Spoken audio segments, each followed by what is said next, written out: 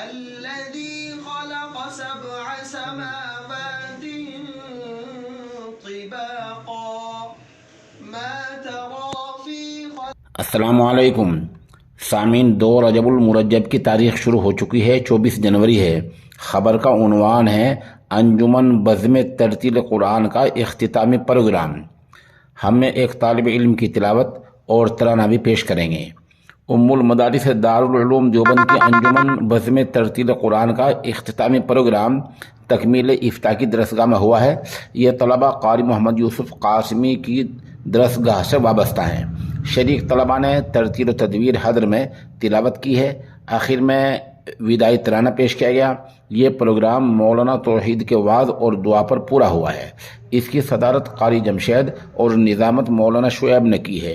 دوسرے استادوں میں قاری عبداللہ کلیم، مولانا جرار، مولانا اصغر، قاری اقرار اور مولانا توحید وغیرہ وہاں موجود رہے ہیں۔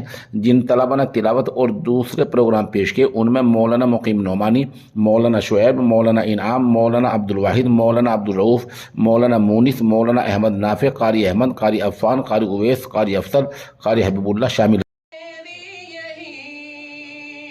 حشر تک قائم رہے یہ گلستان قاسمی۔